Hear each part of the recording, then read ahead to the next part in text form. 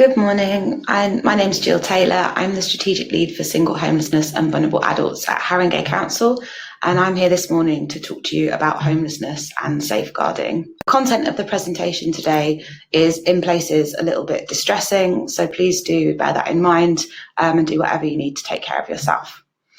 So the session is split into two parts. Today we're going to be focusing on the top 3 bullet points there. So what homelessness is, its causes and effects, some key legislation and policy, and some local services and pathways of support. So the first thing to think about is, what is it that springs to mind when the word homeless is used?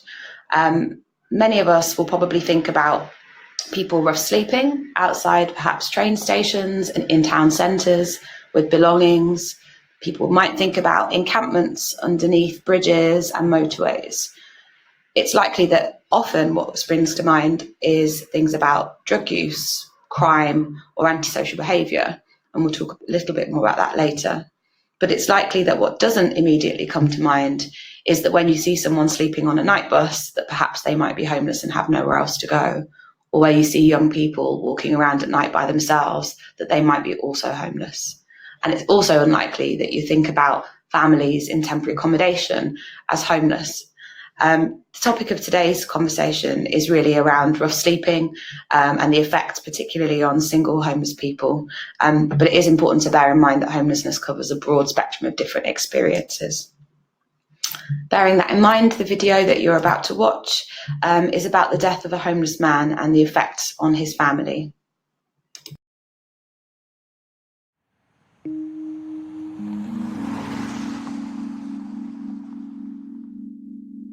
I don't think you really sinks in. No, I'm still thinking he's really. going to knock on my door. Tone. Yeah, I Tone. can still see him doing that. You know. What would you say to him if you did? Well, probably ever go to him for all the worry he's caused. And give him a big hug like you do. Say thank God you're all right. The last time I see Humpy, he said, I'm going back to Scotland. I just opened the door, let him out. As he's walking out, I said, I love you, Humpy. He looked round, he said, I love you too, bruv. That's it.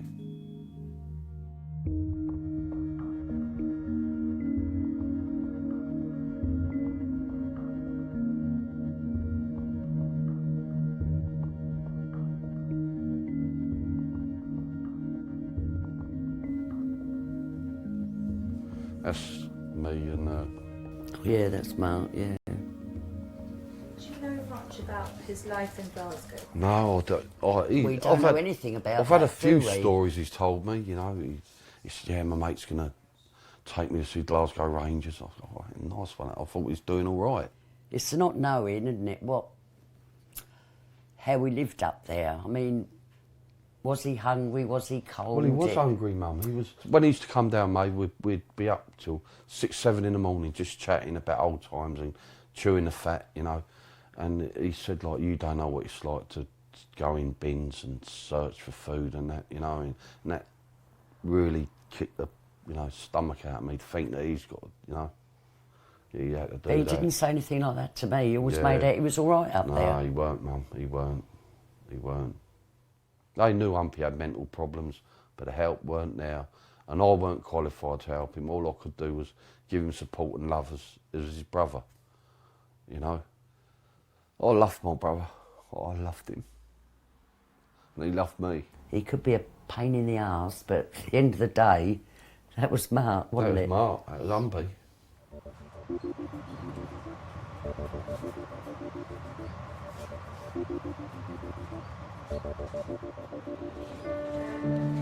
A bit anxious about it, to be honest with you, but it's something I've got to do. I've got to go and see where he died. I won't rest until I can see where he died.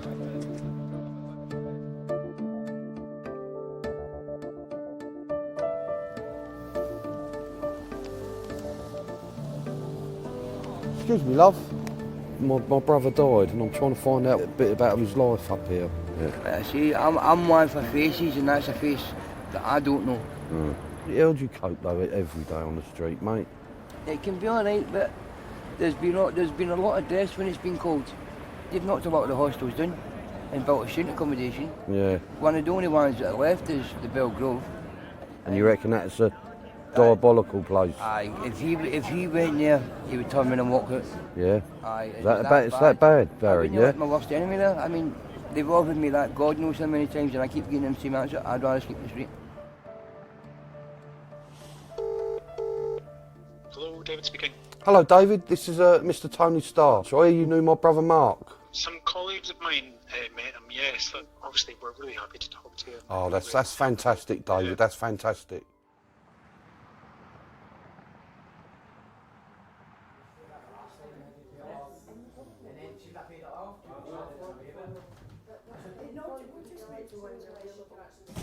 Yeah, Mark was often in here. He was well known. But the first thing that strikes me is that how much you remind me of him, just Really? with your accent and your look. We used to gently rib him about his accent as well, which was quite a laugh. We'd always, oh hello Mark. I always remember him as a really resilient character, Mark. He was living in really tough circumstances on the street, would always come in the worst for wear, under the influence often of drugs and alcohol, but always really respectful. You know, sometimes we would see him every day for 2 or 3 weeks, and then we wouldn't see him for a month. People often aren't ready to get support from us because they're too strongly in the grip of addiction, but we always just reiterate, when you are, we'll always be here. And Mark wasn't ready to get support from us, but we always let him know where we were, and he always came in, and then sometimes you'd see him and he was more ready, and that was really nice to see, and he could make some progress. So I was like tracing his footsteps yesterday, walking around, meeting the homeless, and some of the stories you're hearing is just harrowing. it is brutal, and he was at the lowest, the hardest edge of it. It's a nice photo of you and your brother. Yeah. That's the last photo I've had of him. He just kept himself to himself. He wasn't a troublemaker. He was quite funny. He kind of see people that were decent and civilised. Yeah. That's who he stuck to. Yeah, But yeah. there was also scumbags. Yeah. You had to bring into the crowd Yeah. now and again. And see if you had to inject yourself Yeah. and you OD, the bastards will run away and leave you and take you for everything. I've just been given a sleeping bag because there's no accommodation for me. Well, I Nobody just tell you, fancies give you 12 that and o'clock just today. get on Fuck with off. it. Fuck off. And it's sad, and you can see the sadness in your eyes. You can see the heart. I'm so sorry for your No, loss. it's lovely to meet you, love. May God be with You you. take care. Just the rawness of being homeless has really been brought home to me, doing this, yeah. And thinking that Humpy had to go through this, how does that make you feel? It's heartbreaking. No, I don't like to think of my brother like that. You know, I think of the good times we had, not the times that I'm finding out now, but, you know.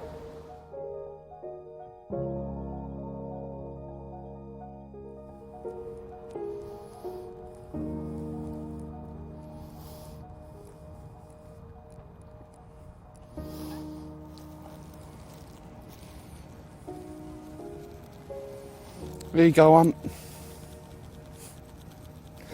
There you go, bruv.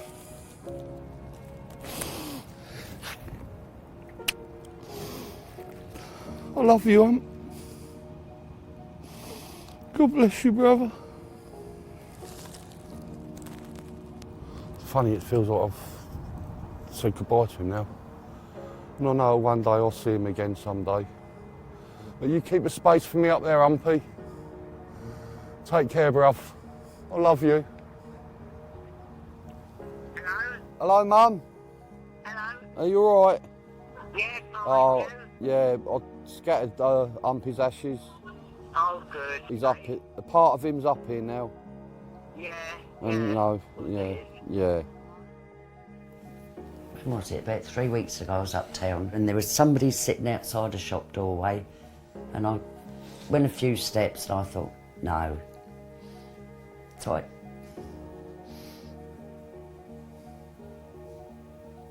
I did go back and give him some money. I thought that could be Mark sitting there. Does make you stop and think.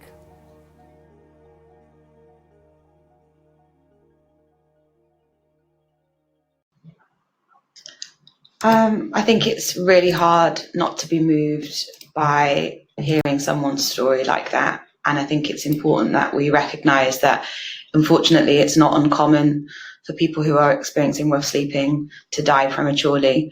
And there is a really important sort of human impact that we mustn't forget, despite the fact that a lot of what we're going to go through today might be statistics and data. Underneath it is real people's lives. So to talk a little bit about homelessness in the UK in general, to set some context, we know that around 13,000 households make an application of homelessness in London every quarter. Some of those people are single and some of them are families, and that mix changes slightly, but it's around sort of 50-50. The most common reason for homelessness is the loss of assured short-hold tenancies and breakdowns with family. And that has changed a little bit in the last few years, where previously experiences of domestic violence were one of the most common reasons of the top two. Around 120,000 children live in temporary accommodation in the UK at the moment. And the reason why I've included that in this slide is particularly to highlight the fact that children who are homeless are much more likely to experience homelessness as adults and young people. We know that people affected by inequality are also more likely to become homeless. So, for example, 25% of homeless young people are LGBTQ and are fleeing their families because of violence or homophobia or transphobia that they experience. And in London, around 1,200 people are rough sleeping every night, which is part of around 5,000 people in the UK. In North London in particular, we have some of the highest experiences of homelessness in the country. In one London borough, we have one North London borough, the second highest level of homelessness. We know that around 1,700 people are seen every quarter by North London outreach teams, and those people are very vulnerable, with around 84% of them affected in some way by alcohol or drug dependency and mental health needs. The way that this plays out is that around 45 people have died in North London hostels or on our streets in the year 1819, and that the average age at death is 44 for a homeless man and 42 for a homeless woman, which I think is unarguably an absolute tragedy. And in North London, we also know that vulnerability is affected by things such as immigration, where around 50 to 75% of the people that are rough sleeping on the streets of North London are from EEA countries, who often have very limited access to housing and support. So this slide, you can't really see it very clearly, is to show the sorts of things which trigger homelessness. And what's important, I think, to notice about this is that everybody in life goes through difficult things. We can have different childhood experiences, we can have different things that take place in our adult lives, and not everybody is made homeless by those experiences. But this shows the sorts of things that through the life course are most likely to have an effect on someone's experience of homelessness. So in childhood, this includes things like adverse childhood experiences, which we'll talk about in a slide coming up. Also about being looked after by local authority, or being affected by violence or crime. Things such as domestic abuse. Poor educational attainment in childhood is also an indicator of likelihood of experiencing homelessness in adulthood, as is teenage pregnancy and living in poor conditions and poor quality housing. In adult life, all of those things that happened in childhood are still important, and then added on to that, experiences such as going into prison, being discharged from the armed forces, leaving hospital after extended periods, finding yourselves unemployed or living on a low income, or other material things that are welfare related, such as issues with benefits, lack of childcare, and things like the benefit cap affecting ability to pay rents. So thinking about this in a bit more detail, there are a number of things which affect homelessness and that influence the likelihood that somebody would experience it. So the individual circumstances that we talked about a little bit about in the previous slide. So for example, your personal health, whether or not you have the support of family or friends, a good network of people around you, experiences of trauma and violence, bereavement and other types of loss and abandonment, experience of unemployment, eviction from either hostels, supported housing, or tenancies, and being in institutional care. Many different people can experience those things, but when they're also coupled with other factors across the system, so for example, what's taking place in the local area or wider structural factors, those things coming together are what create the issues for homelessness. So for example, in the local area, the policies of the local authority, such as how they allocate housing, the access that you might have to supported housing and hostels, the approach to policing and antisocial behaviour, and things like the way that private landlords are held accountable, are all issues that affect whether somebody that might have, for example, found themselves unemployed or found themselves on a low income, affects whether or not they're likely to become homeless. And then more broadly than that, the structural and social issues include things like the housing supply, the welfare and immigration policies, the effects of poverty and social exclusion and inequality. So for people that are protected under the Equality Act, protected characteristics. And thinking more about inequality, it's really important to recognise that people who are homeless are undoubtedly often people that experience other inequalities. So you're nearly twice as likely to be faced with mental health problems if you're rough sleeping. And that is both a cause and an effect. So people who experience mental health problems are more likely to find themselves rough sleeping, and people who are rough sleeping because of the extreme distress that is caused are also much more likely to experience mental health difficulties whilst they're rough sleeping. Mentioning again experiences of institutional care, we know that only around 1% of the overall population of the country were living in care as children, but they make up around 15 to 20% of the adult homeless population. And what that tells us is the particular experience of having lived without close family connections, potentially having moved multiple times, and the experience of abuse, trauma and neglect are likely to mean that somebody is unable to sustain housing, employment in adult life. We mentioned earlier the average age at death. I think this is a really, really stark example of the inequality faced by homeless people. The average age at death, 40 years younger than the rest of the population.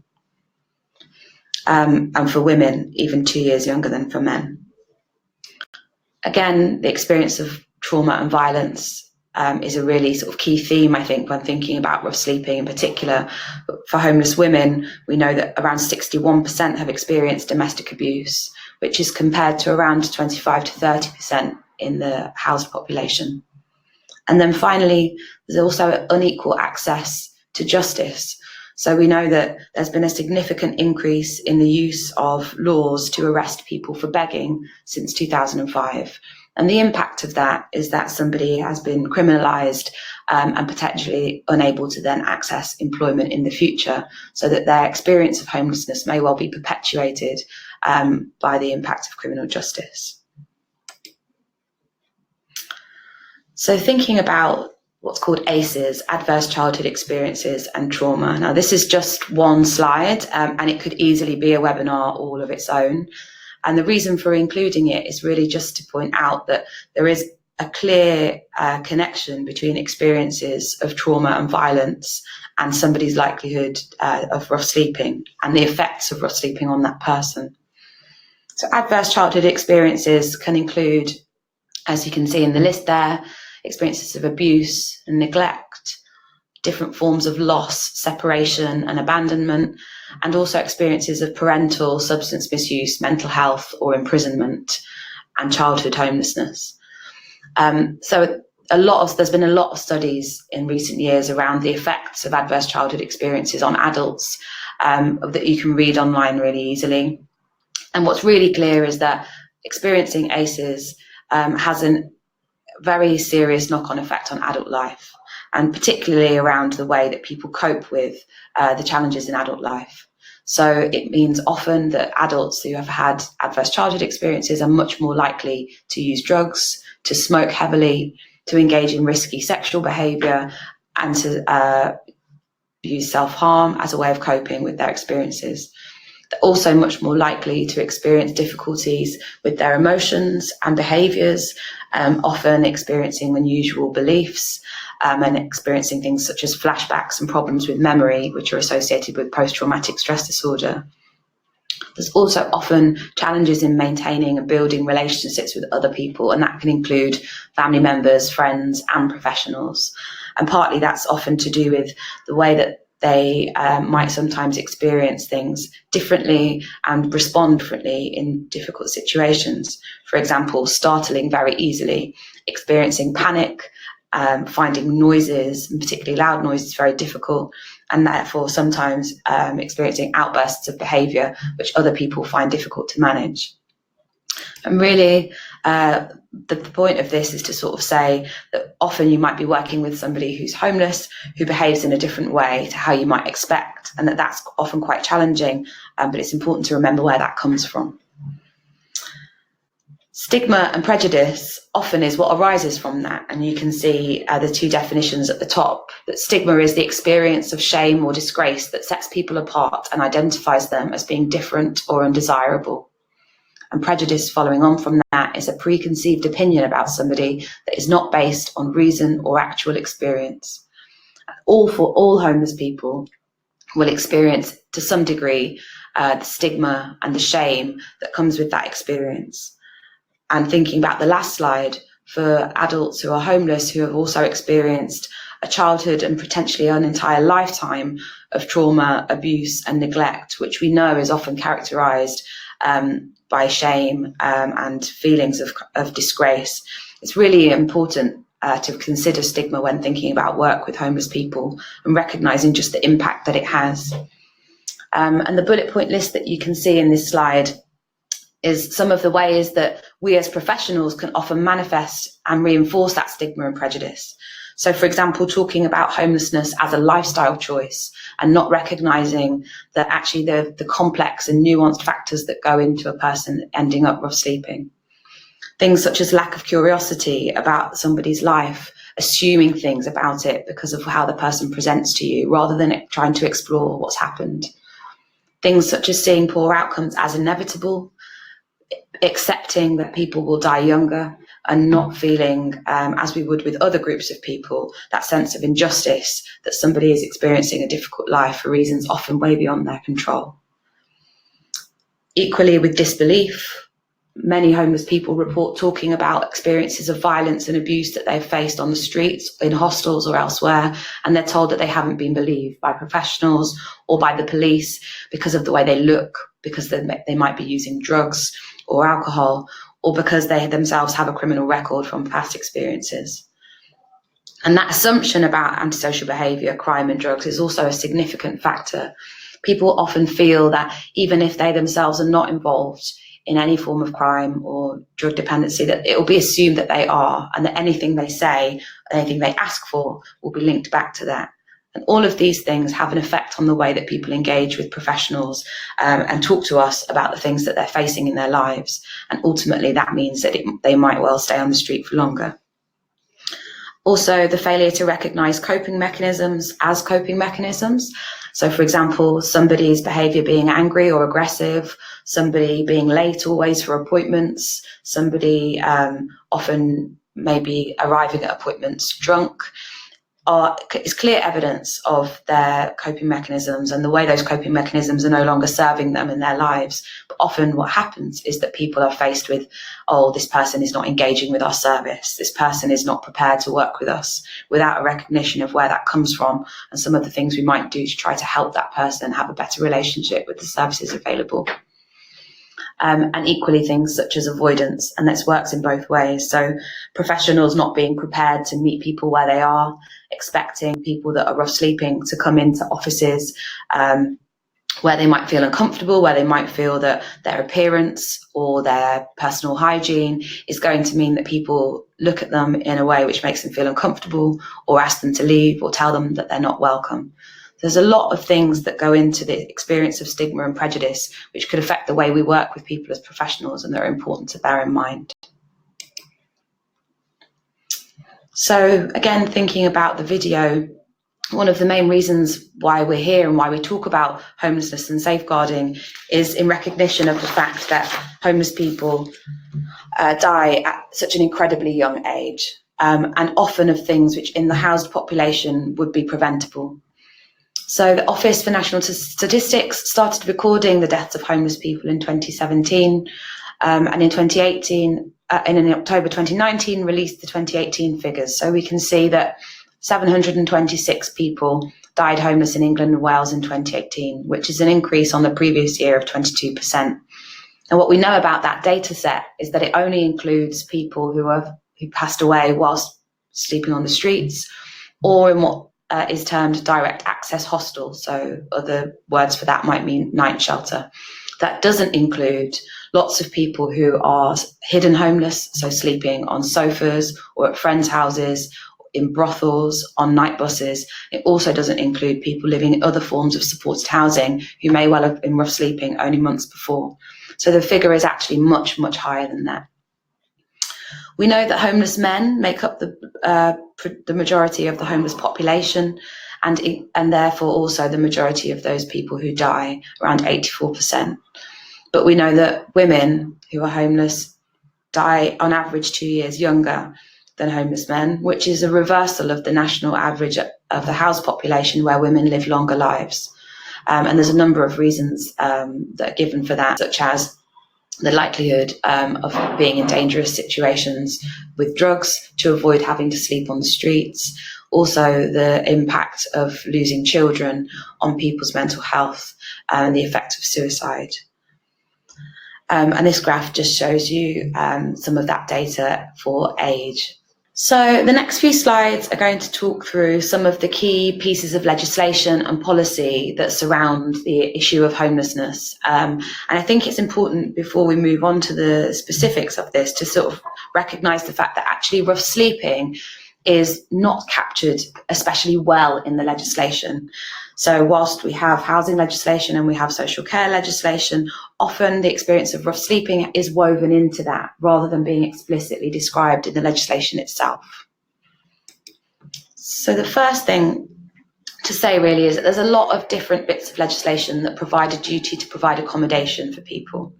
And today we're going to focus predominantly on the Homelessness Reduction Act and on the Care Act. But it's worth noting that within the health system, the continuing healthcare legislation also puts a duty on NHS trusts and local authorities to provide accommodation.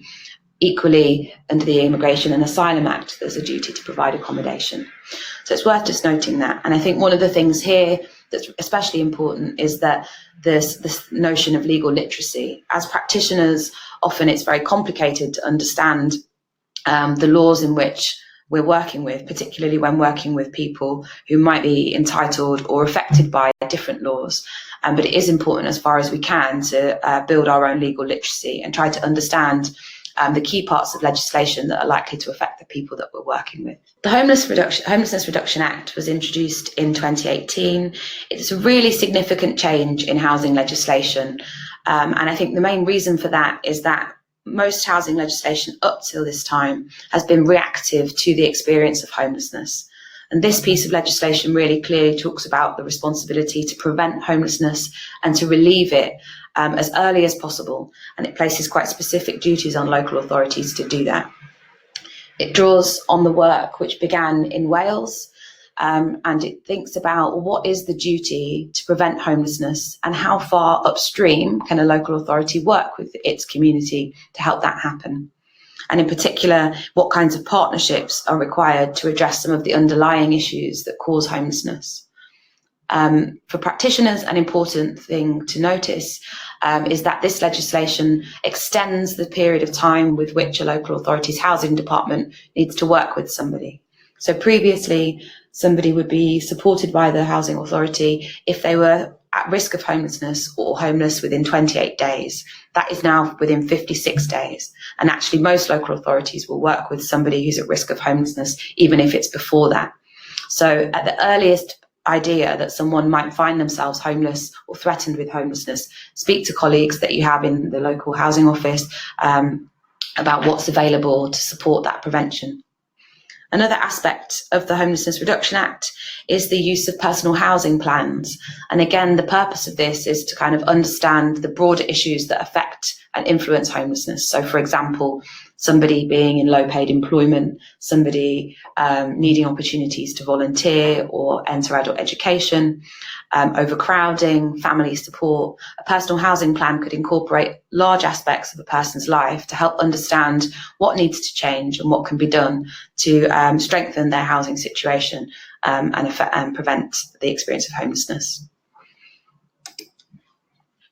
The other key thing that the Homelessness Reduction Act brought in was the duty to refer.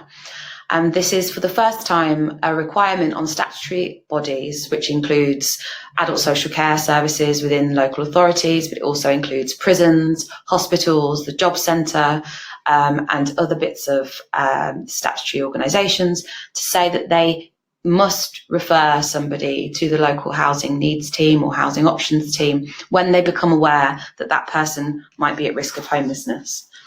And the reason for this bit of legislation is because we know that often people will have had contact with a wide range of other organisations or services before they eventually present themselves as homeless to the local authority. So that means that there's often opportunities that are missed to help somebody avoid homelessness, and instead we find ourselves reacting to it once it's already happened.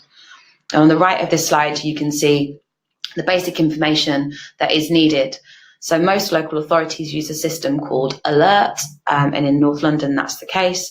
It's a very simple online form that needs to be filled in, which gives the person's basic personal details with their consent, of course, and sends it to the housing options service of their choice. And what that local authority is then expected to do is to get in touch with that person within a maximum of 10 days. Most authorities, it's much quicker than that. Local authorities all also have a dedicated email address, and you can see examples there. So they are nearly all duty to refer at the name of the local authority.gov.uk, and you can email them with information if they don't use the alert system. I would strongly encourage anybody that if you're working with someone who you do think might be homeless or threatened with homelessness, to make your housing colleagues aware of it as soon as possible. So one thing that's often talked about around the homelessness and housing legislation is priority need. The reason for this is because although it's true that many people experience homelessness, it's recognised that there are some groups of people for who homelessness has a particularly difficult, distressing effect. This is a really contentious piece of legislation, because arguably anybody facing homelessness is vulnerable. But there are particular definitions under the Housing Act which describe the groups of people that local authorities will prioritise for accommodation and support, particularly where resources and housing is quite scarce. So on the left-hand side, you can see the households with children under 18 years old and under 19 years old if they're in education, 16 and 17-year-olds who've been made homeless by family members, someone who's left care and is under the age of 21, and recent changes to the legislation for care leavers might also extend that to the age of 25, depending on the circumstances and the local arrangements. Any household that finds itself homeless due to fire or flood, and then people who are classed as vulnerable. And on the right-hand side, you can see the kinds of people that might be understood to be vulnerable and therefore in priority need. So you might be vulnerable because of age, and in particular old age, because of disabilities, so physical or mental health problems, or learning disability, having fled domestic abuse or violence, or time spent in care, the prison, or the armed forces. Now, it's not necessarily true that because you have had one of those experiences that you will be found in priority need. For example, somebody experiencing depression is unlikely by themselves to be considered vulnerable and in priority need under the housing legislation. But cumulatively, the effects of somebody's life are taken into account. So if somebody, for example, experienced depression and was over the age of 65 and had some physical health conditions, it's likely that they might be identified as vulnerable.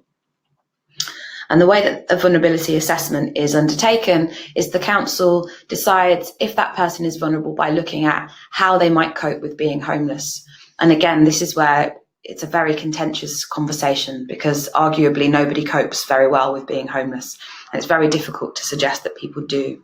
But it's really about looking at the difference that some people might have in that experience compared to the wider population. It also looks at things such as the sorts of support that person has, the likelihood that they're able to sleep on other people's sofas, for example, the effect the illness or disability they might have has on their daily life. And then information from professionals, so people such as social workers, GPs, psychiatrists, or other agencies that explain and help people understand what the effect of rough sleeping might potentially have on that person. So I mentioned that rough sleeping is not really featured very heavily or very clearly in either the housing legislation or, as we'll come to see in a moment, the Care Act legislation. But in 2018, the Ministry of Housing, Communities and Local Government released the National Rough Sleeping Strategy, which sets out some really strong commitments to ending rough sleeping by 2027 and halving it by 2022. And the aim of the strategy really is to provide a kind of national framework through which all different local areas affected by rough sleeping can intervene and prevent homelessness and ultimately help people recover from that experience. And that will look very different in the different places in the country. Rural homelessness and urban homelessness are very different. And then one of the things about the strategy, which is particularly relevant here, is that it makes consistent connections between the experience of homelessness and the effect on health and care, in particular recognising that people with health and care needs are often find themselves falling through the gaps in different bits of legislation and local policy. It also reflects on the experience of premature death and makes recommendations about the use of safeguarding adult reviews and other forms of review process to understand and ultimately prevent people from dying prematurely when homeless. And there's a really clear commitment and emphasis on learning, reflection and sharing knowledge and best practice between local areas. I think that the last couple of years that has really increased, and in North London in particular, hence why I'm here today. And with that came commitment to funding. So the Care Act, many of you watching this will probably be very familiar with this piece of legislation. I think probably what's likely to be a bit less familiar is perhaps how the Care Act relates to or affects or provides opportunities for people who are homeless to have their needs met. So just as a bit of a recap about the legislation, again, it's a really wide-ranging piece of legislation that affects all of the way that adult social care and partners work together. It brings together all kinds of other existing legislation and provides a really systematic way of thinking about well-being, care, support and vulnerability and what all of our responsibilities are to support people. I think one of the most important shifts in this legislation is thinking about how people's needs are met. So rather than previously where our work was around providing particular services, for example, things like day centres or home care, the Care Act really focuses on what do we need to do to meet people's needs and recognising that that will look different for different people and that not everybody will fit into a model of traditional service. So some relevant sections of the Care Act. The first here is Section 42, requires local authorities to make inquiries if it believes that an adult is at risk of abuse or neglect. And I think it's really important when we think about this piece of the legislation to think about what that might mean for somebody who is homeless and whether or not we would constitute some of the experiences of people who are rough sleeping, for example, as abuse or neglect. But the Section 42 of the Care Act does mandate that we establish what it is that might need to be done, what action might need to be taken to prevent or stop abuse from happening, and if so, by who.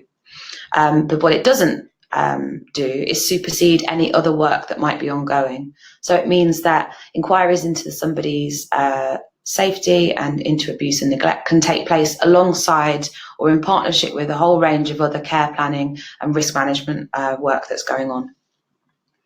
The second aspect of the legislation that's important is safeguarding adult reviews. Safeguarding adults reviews are conducted when a person dies or is affected by significant abuse or neglect in an area. So thinking about what is safeguarding and who is an adult at risk. Safeguarding is defined as protecting an adult's right to live in safety, free from abuse and neglect. And the reason why I particularly mention this, I think, is because Safeguarding and safety are often used interchangeably. But when we're thinking about the legislation, safeguarding has quite a specific definition and quite a specific set of practices that are adopted to either support or enforce action to protect somebody. But they're also specifically applied to particular adults at risk. So you can see here in these bullet points, an adult at risk is defined as a person who is 18 years old or older, has or is believed to have care and support needs. And what that means is that they don't have to be receiving services from the local authority. It only has to be reasonable to assume that they might have those needs. And then thirdly, that they're experiencing or are at significant risk of abuse or neglect, and they're unable to protect themselves either from the risk of or the experience because of those needs. And what that might mean is somebody who is unable to protect themselves from a violent partner or relationship because their mental health needs mean that they are sufficiently vulnerable to that person or vulnerable to manipulation or other forms of coercion. So we're going to move on to talking about services and pathways. So there's a large number of different rough sleeping and homelessness services, and it's very difficult for me to go into any detail about what's happening in a particular local area. So I'm going to try and give an overview of some of the types of things that might exist, so that you have an idea about some of the things you could be looking for in your boroughs. So in nearly all London local authorities, at least, there is a rough sleeping coordinator or a commissioner, and sometimes both. They are nearly always employed by the local authority, and their role is to coordinate the work taking place in that borough around rough sleeping in particular, and that might include things about other sorts of street behaviours such as antisocial behaviour, begging or street drinking, and it might also include coordinating work taking place in hostels or supported housing services. Next to that, you may have what's called a street population coordinator or something quite similar, who are usually focused on some of the behaviours associated with homelessness, which may not in fact have anything to do with homelessness at all. So for example, street drinking, begging and antisocial behaviour. And it is really important that we recognise the distinction that a lot of people who are rough sleeping do not engage in any of those behaviours, and equally people living in their own accommodation can often, for various reasons, be involved in street-based antisocial behaviour or begging. So it is important that as professionals, we're inquiring about what it is that's led somebody to be involved in such things and trying to understand that in more detail. All local authorities in London have street outreach teams. And what that means is it's a dedicated team of people who are working on the streets to meet, identify and support people that they find. In London, there are both borough-specific and pan-London outreach services, and they're on our streets every day. Often they're quite invisible because they work early in the morning or late at night, so it's often possible to think that you don't know or haven't ever seen the street outreach team in your area because of the hours that they work. And the reason for that is that they're looking to find people who are what we call bedded down, so actually sleeping on the streets, so that they can engage with them at the earliest possible convenience. An important thing to note about outreach teams is that they collect data about the people that they meet and engage with who are living on the streets, and they input that into a system called Chain. And it's from Chain that we understand the trends in rough sleeping in London in particular. Many boroughs will have somebody who might be supporting what we call the hidden homeless population, and that's people who might not be visible rough sleeping on the streets, but that don't have anywhere else to go. So we mentioned people that might be sleeping on night buses, people who might be sex working for accommodation, and other forms of hidden homelessness. So it's likely that they will have links with Transport for London, with community safety teams, and with other organisations supporting people who've experienced modern slavery. So different forms of night shelters, people might have heard the phrase no second night out. There's all sorts of different organisations providing accommodation in the borough, in North London, and in each borough that will look a little bit different. So in some boroughs there's a large number of faith-based organisations, in others there's night shelters and short stay crash pad services. And most boroughs have supported housing pathways, which are normally slightly longer term accommodation options, up to 2 years, where people can live and work on some of the issues that might have prevented them from sustaining accommodation in the past. So, for example, addressing things like drug dependency, experiences with relationships, self-worth, mental health, etc. And then at the bottom of that slide, it's just to draw your attention to a couple of things that are particularly relevant today on this cold winter day.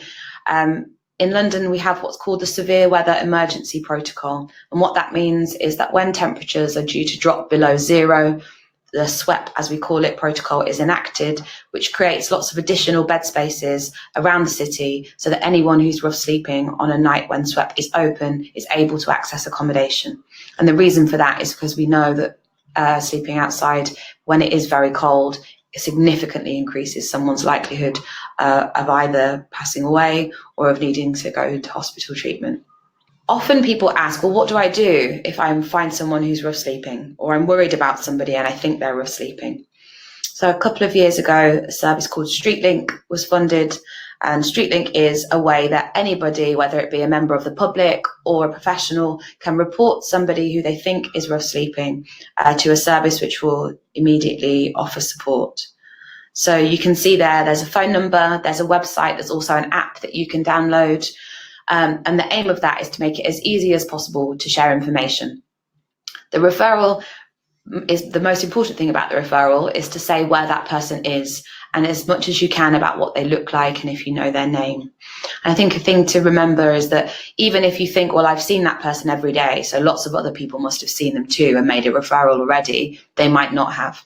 And if they have, that person for some reason might not have been found by the outreach team. So do make a referral if you notice that someone's rough sleeping or if you're working with somebody who you think is rough sleeping.